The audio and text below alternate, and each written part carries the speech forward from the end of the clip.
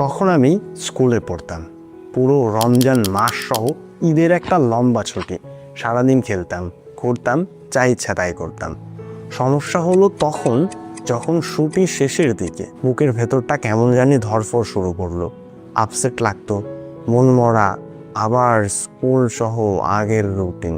যেন মনে হলো পৃথিবীর সব স্বাধীনতা শেষ, জীবন থেকে সব আনন্দও শেষ। আমি জানি আপনি অলরেডি ব্যাপারটা আপনার সাথে রিলেট করতে পেরেছেন। আই এম শিওর এটা আপনার সাথেও ঘটেছে, এটা সবার সাথেই হয় এবং এটা অনেক বড় একটা সমস্যা। কিন্তু দুইটা ফর্মুলা জানলে আপনার আর এই সমস্যাটা থাকবে না। আর আমরা আজকে এইটা নিয়েই আলোচনা করব। Let's go. যে কোনো সমস্যার সমাধানের আগে আমাদের জানা দরকার সমস্যার শুরুটা কোথায় এবং সমস্যাটা শুরু হলো কেন। আমাদের এই ছুটির পরের যে বিষণ্ণতা কাজ করে, এইটা কেন হয়? অনেকগুলো গবেষণায় দেখা গেছে বড় কোনো ছুটির আগে মেন্টাল পেশেন্ট অনেক কম থাকে, কিন্তু ছুটি শেষ হবার পরেই সেই পেশেন্টের সংখ্যা 3 গুণ পর্যন্ত বেড়ে যায়। চলেন একটা গবেষণা দেখি। The post holiday blues. কি বলে এই গবেষণা? এই গবেষণায় দেখা যায় মানুষ যে কোনো ছুটির পরে কাজে কামব্যাক করার সময় তার অনেক আপসেট লাগে, মন মরা লাগে, কাজে মন বসতে চায় না। এর বড় একটা কারণ হলো আমাদের ব্রেন, মাইন্ড এবং ফিটনেস। আচ্ছা, ঈদ কথাটা মাথায় আসলে আমরা কি ভাবি?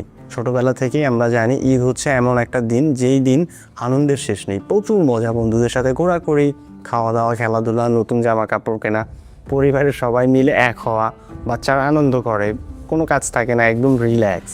এই ছুটির সময় আমরা যেই কাজগুলো করি, এই কাজগুলো করার ফলে আমাদের ব্রেনে কিছু হরমোন রিলিজ হয়, যেমন ডোপামিন, সেরোটিন, অক্সিটোসিন এবং এন্ডোরফিন। এই 4টি হরমোনকে বলা হয় হ্যাপি হরমোন। এই হ্যাপি হরমোন রিলিজ হবার কারণে আমরা অনেক বেশি খুশি অনুভব করি। কিন্তু যখন ছুটি শেষ হয় তখন আমাদের ব্রেন আমাদের নেগেটিভ সিগন্যাল দেয়, কারণ দিন শেষে আমাদের সবার ব্রেন প্রচুর অলস। তারা আমাদের সিগন্যাল দেয় যে কাজের চাপ কিন্তু আগে থেকে বেড়েছে, আগের থেকেও আরও বেশি কাজ করতে হবে, আর আনন্দ করার সুযোগ পাবো না, আর ঘোরাঘুরি করতে পারবো না, খেলাধুলা, আড্ডা এগুলো আর হবে না। এ ধরনের চিন্তার ফলে আমাদের ব্রেনের হ্যাপি হরমোন লেভেল কমতে থাকে আর আমাদের মুড সুইং হয়। একটু ডিপ্রেশন, অমনোযোগী, হতাশ, ডিমোটিভেট, একটু খারাপ লাগা, এই ধরনের অনুভূতিগুলো হতে থাকে। এটা খুবই স্বাভাবিক, এটা সবার সাথেই হয়। এই অনুভূতি হলে আসলে কি করব আমরা তখন? দেখেন, আমাদের প্রতিদিনের জীবনেই কিন্তু অনেক ছোট ছোট আনন্দ থাকবে যেগুলো আমাদের খুঁজে বের করতে হবে। আমরা আসলেই কিন্তু খুশি হবার মতো অনেক কাজ করব, রাইট? আড্ডাও দেবো, ঘোরাঘুরিও করব, খেলাধুলাও করব, সব হবে। কিন্তু একদম বাস্তব এই ধরনের পজিটিভ সিগন্যালগুলো আমাদের ব্রেনকে পুশ করতে হবে। ব্রেনকে বোঝাতে হবে যে আসলে সব ঠিক আছে, খারাপ লাগছে কারণ এটা একটা নেগেটিভ সিগন্যাল মাত্র। আমরা ভাবছি যে কোনো খুশি আর জীবনে আসবে না, কিন্তু 100% শিওর করাতে হবে আমাদের ব্রেনকে যে আমরা জীবনে আরও অনেক খুশি অনুভব করব। কাজে কামব্যাক করার অনেক বড় একটা পদ্ধতি রিওয়ার্ড সিস্টেম। নিজেকে রিওয়ার্ড দিয়ে কাজে পুশ করা। এই শব্দটা শুনতে সহজ মনে হলে এর পেছনে একটা বিশাল সাইকোলজি আছে। আমাদের ব্রেন অনেকটা ছোট বাচ্চাদের মতো, তাকে লোভ দেখাতে হয়। আপনি যখন ঈদের ছুটির পর হঠাৎ করে 8 ঘন্টার কাজের প্রেশার নিজের ওপর চাপিয়ে দেন, ব্রেন তখন ভয় পায়। এখানেই কাজ করে মাইক্রো রিওয়ার্ড সিস্টেম।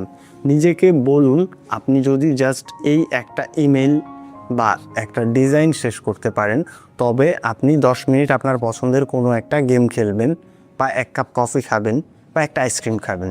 যখন ব্রেন দেখবে কাজের শেষে একটা পুরস্কার আছে, তখন সে ওই নেগেটিভ সিগন্যাল দেওয়া বন্ধ করে দেবে। সে তখন কাজের কষ্টের চেয়ে রিওয়ার্ড, যে একটা খুশি পাবে, সেটার দিকে বেশি ফোকাস করবে। এটাকে বলে রিওয়ার্ড সিস্টেম। এইটা ট্রাই করবেন। দ্বিতীয় পদ্ধতি হচ্ছে কমফোর্ট জোন। আমাদের ব্রেন আসলে অলস। আমাদের ব্রেন সবসময় চাই, অনেক আগে থেকেই এইভাবেই আমাদেরকে ডিজাইন করা হয়েছে যে আমরা যদি কোনো ধরনের কাজ না করে সারা জীবন সারভাইভ করতে পারি, তাহলে ব্রেন ওইটাকে অ্যাপ্রিসিয়েট করবে। বাট বাস্তবতা হচ্ছে যে আমাদেরকে কমফোর্ট জোন থেকে বের হয়ে আমাদেরকে ডিসকমফোর্ট জোনে থাকতে হবে, যাতে করে আমরা আরও শক্তিশালী হই। হ্যাঁ, আপনি ধরেন যে ঝড়ের মধ্যে আম কুড়োতে বের হবেন, তাহলে আপনি সব থেকে বেশি আম পাবেন। এটাই হচ্ছে বাস্তবতা। আপনি যদি ঝড় শেষ হয়ে যায়, তারপরে আম কুড়োতে বের হন, তাহলে তেমন বেশি আম আপনি পাবেন না, তাই না? তো সবসময় লাইফে কমফোর্ট জোনে থাকতে হবে ব্যাপারটা এমন না। কমফোর্ট জোন থেকে বের হতে হবে এবং আনকমফোর্ট জোনে থাকতে হবে এবং ব্রেনকে এটা বোঝাতে হবে। এখন মজার বিষয় হলো, এই যে সমস্যাগুলো আপনারা দেখলাম, এই সমস্যাগুলো যদি আপনি ফেস না করতে চান তাহলে সেটাও সম্ভব। কিভাবে? খুবই সহজ একটা থিওরি অবলম্বন করলে হবে, দ্য 3.2 থিওরি।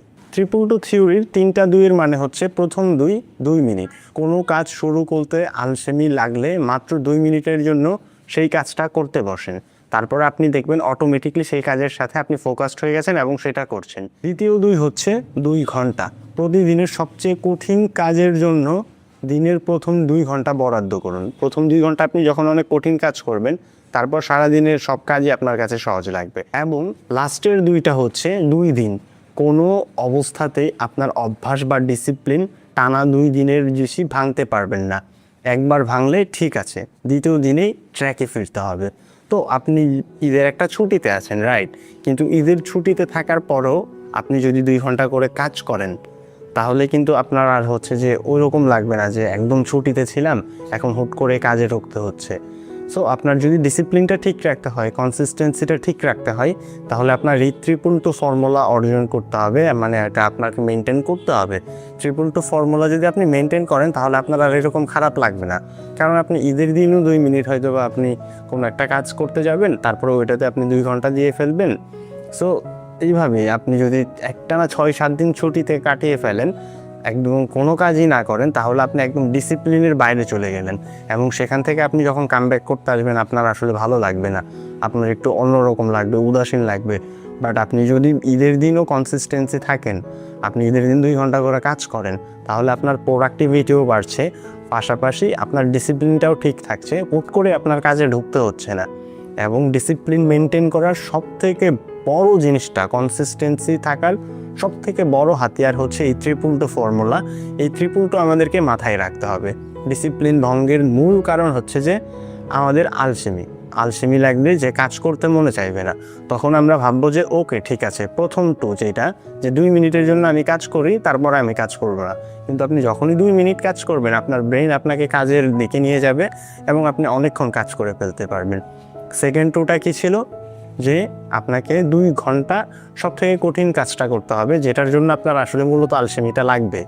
যে ভিডিও করতে হবে, এখন আপনি জাস্ট প্রথমেই সকালবেলা ভিডিওটাই করে ফেললেন, তারপরে আপনার হয়তো স্ক্রিপ্ট লেখার কাজ আছে বা অন্যান্য শুটিংয়ের কাজ আছে, এই ধরনের কাজগুলো করতে তখন আর আপনার বোরিং ফিল হবে না। এবং লাস্টের যেই 2টা, এটা সবথেকে ইম্পর্টেন্ট, আপনার ডিসিপ্লিন ভঙ্গ হয়ে যাবে আপনি যদি 2 দিনের বেশি একটা কাজ থেকে বিরত থাকেন। ধরেন আপনি প্রতিদিন সকালবেলা বের হচ্ছেন, দৌড়াচ্ছেন, আপনি 4, 5, 6, 7, 8 মাস পর্যন্ত দৌড়েছেন এবং এটা আপনি প্রচণ্ড লেভেলের একটা ডিসিপ্লিনের মধ্যে আছেন। কিন্তু যেই আপনি একদিন মিস দিবেন, এইটা মেনে নেওয়া যায় যে একদিন মিস হয়েছে। যদি আপনি দ্বিতীয় দিন মিস দেন তাহলেই শেষ। একদিন আপনি সর্বোচ্চ মিস করতে পারবেন, দ্বিতীয় দিনই আপনাকে ট্র্যাকে ফিরতে হবে, আর তা না হলে আপনার ডিসিপ্লিন নষ্ট হয়ে যাবে। সো আপনি যদি 3.2 ফর্মুলাটা অবলম্বন করেন তাহলে আপনার আর আপসেটও লাগবে না, খারাপও লাগবে না, কোনো কিছুই মনে হবে না। আর এখন তারপরেও যদি আপনার লাগে, আপনি বুঝতে পারছেন যে এটা একটা সিনড্রোম, যেটা কয়েকদিন পর ঠিক হয়ে যাবে এবং আপনি সব কিছু বুঝতে পারবেন যে আপনার ব্রেনের ডোপামিন লেভেলটা এখন কমে গেছে, কিন্তু এটা আস্তে আস্তে আবার বেড়েও যাবে। So yeah, that was the video. I hope this video will make you minimum 3% better. Let's go.